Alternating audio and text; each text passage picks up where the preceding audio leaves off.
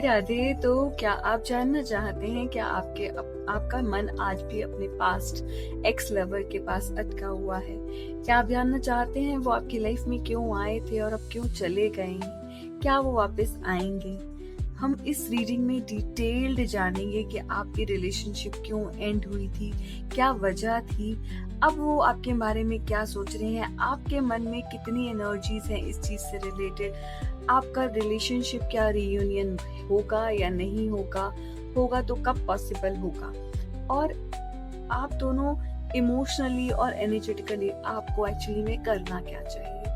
तो अपने पर्सन का नेम अपने मन में 3 टाइम्स लेंगे, उनकी एनर्जीज के साथ कनेक्ट करिए, उनका मन में आभास करिए। जब मैं कार्ड शफल करूंगी आप डबल टैप करेंगे स्क्रीन पे कार्ड्स की एनर्जी के साथ कनेक्ट करने के लिए। बार बार अपने पर्सन का नाम लेंगे, याद करिए कि कैसे उनके साथ आप बात करते थे, कैसे उनकी एनर्जीज थी, सब कुछ एक बार, जैसे उनके साथ किस तरीके के साथ आपकी बातें होती थी, कैसे वो आपसे बात करते थे, सब कुछ याद करना है, राइट। अब मैं स्प्रेड कर रही हूँ। ये हमारा स्प्रेड है हमारी पास्ट, हमारे लवर, क्या वो वापस आ रहे हैं या नहीं आ रहे हैं, क्या सोच रहे हैं, क्या उनकी लाइफ में कोई और है या वो अभी भी हमारे बारे में सोच रहे हैं, क्या वो हमारे पास वापस आना भी चाहते हैं। तो ये हमारे 7 कार्ड्स का स्प्रेड है, राइट। तो हम मैं एक एक करके कार्ड्स ओपन करूंगी सारे, और फिर एक एक करके मैं सारे कार्ड्स की हम डिटेलिंग समझेंगे, राइट।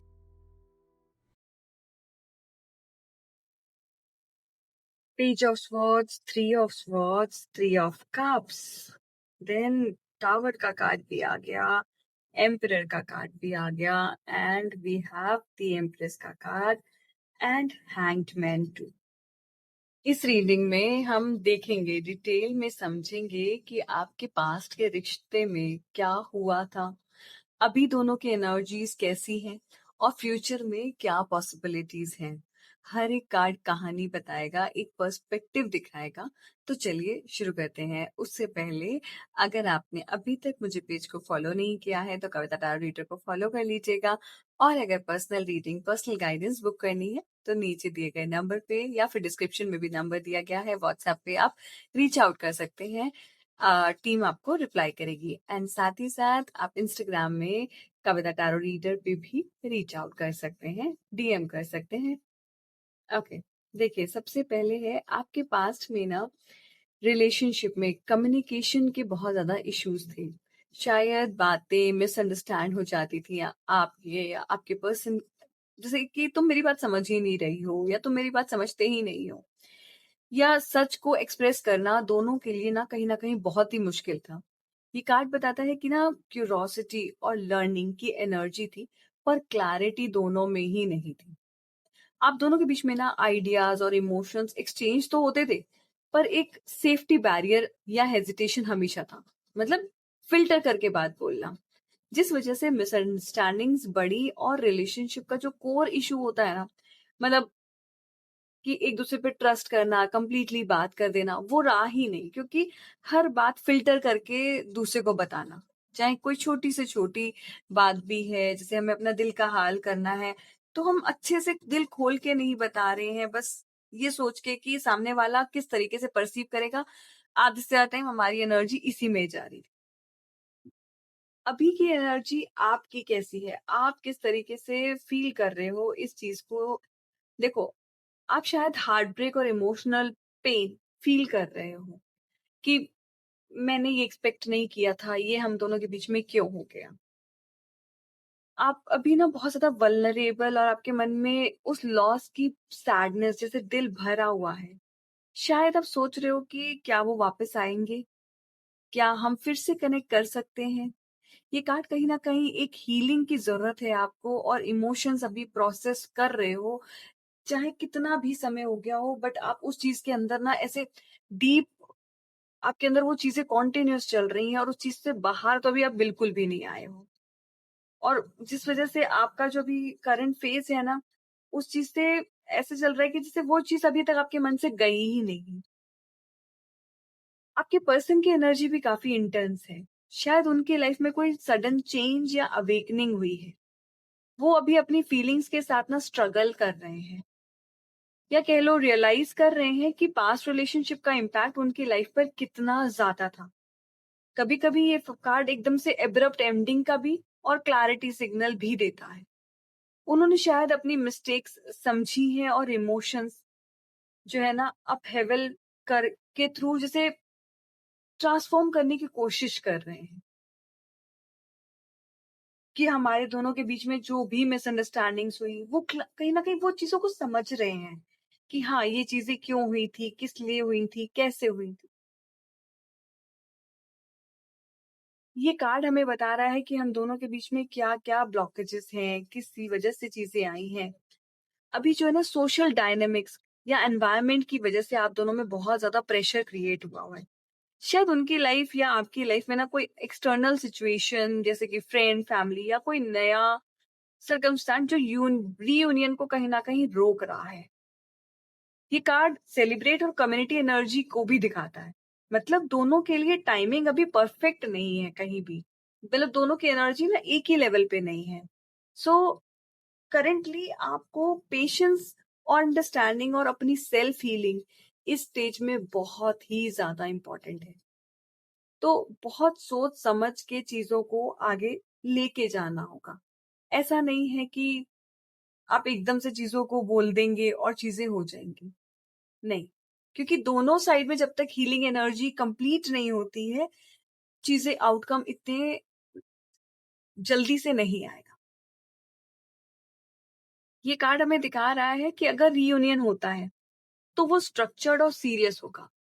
टाइम पास वाला रीयूनियन अब की बार नहीं होगा। अगर दोनों लोग मेच्योर होकर अप्रोच करते हैं तो ये रिलेशनशिप ना एक स्ट्रॉन्ग फाउंडेशन पर रीबिल्ड हो सकती है। क्योंकि आप दोनों इतनी स्ट्रांगली कनेक्टेड हो, एक जैसे कहते हैं ना आपके बीच में कुछ टूटा ही नहीं है। लेकिन अगर टाइमिंग या माइंडसेट प्रॉपर नहीं है तो ये कार्ड बताता है कि क्लैरिटी और बाउंड्री सेट करना बहुत नीडेड है, जो कि अभी भी आप दोनों में क्लियर नहीं है। ये कार्ड हमेशा डिसिप्लिन और कंट्रोल का सिंबल है। इमोशनली प्रिपेयर रहना और अपने आप को प्रायोरिटी रखना भी बहुत जरूरी है। सिर्फ सामने वाले के अकॉर्डिंग अगर चलते रहोगे तो आपने यही किया है शुरुआत से। बट नहीं, अभी आपको बाउंड्रीज भी सेट करनी है, समझना भी है, अपनी बात को क्लियरली बोलना भी है। जब तक वो नहीं करोगे तो चीजें फिर से रिलेशनशिप वही सेटबैक फील करेगी और वही चक्रव्यूह में आप बार बार फंसते चले जाओगे। ये कार्ड आपको गाइड कर रहा है कि अपनी सेल्फ वर्थ और सेल्फ लव पे ध्यान दो, जो कि आपने इस पूरी रिलेशनशिप में नहीं किया है। अभी नर्चरिंग और इमोशनल केयर आप अपने लिए सबसे ज्यादा इंपॉर्टेंट है, बहुत नीडेड है ये। अपने पैशंस को फॉलो करो, अपने आप को पैम्पर करो और अपनी लाइफ में जॉय और अबंडेंस को इनवाइट करो। सिर्फ ये ही एक एस्पेक्ट नहीं है लाइफ का कि हम सिर्फ लव एनर्जी में स्टक रहे, नहीं। जब तक अपने ऊपर काम नहीं करोगे तब तक चीजें अच्छे से मैनिफेस्ट नहीं कर पाओगे। जब आप अपनी एनर्जी को हील और अपलिफ्ट करते हो तो यूनिवर्स नेचुरली सही अपॉर्चुनिटीज लाता है, चाहे वो रीयूनियन हो या फिर नई बिगिनिंग हो। तो ये चीज आपको बहुत इंपॉर्टेंट और पूरी स्प्रेड में सबसे ज्यादा इंपॉर्टेंस मैं इसको दूंगी कि self love is the most important thing. जब तक आप अपने ऊपर ध्यान नहीं दोगे तो चीजों को कैसे, इन सब चीजों को ट्रैक पे लाने के लिए आपको चाहिए कि सामने वाला आपकी कदर करे, तो वो तभी पॉसिबल है जब आप अपनी कदर करोगे। जब तक आपको अपनी वैल्यू नहीं है तो सामने वाला भी वैल्यू करना छोड़ देता है।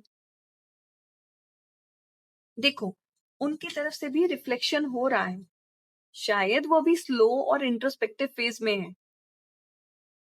यूनिवर्स ये मैसेज दे रहा है कि दोनों के पेशेंस और पर्सपेक्टिव चेंज करने की जरूरत है। दोनों को पेशेंस बहुत नीडेड है।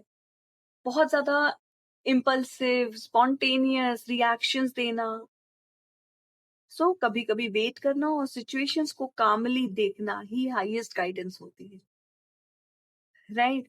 तो अभी मेजरली चीजें आपको यही समझा रही है कि चीजों को समझो, धीरे धीरे चीजों को आगे बढ़ने दो, एकदम से रिएक्ट नहीं करना है। चेज़ तो बिल्कुल भी नहीं करना है, चेज़ वाली एनर्जी तो हमें लानी ही नहीं है, राइट? सो ये थी आपकी पास्ट लव की पॉसिबिलिटीज़।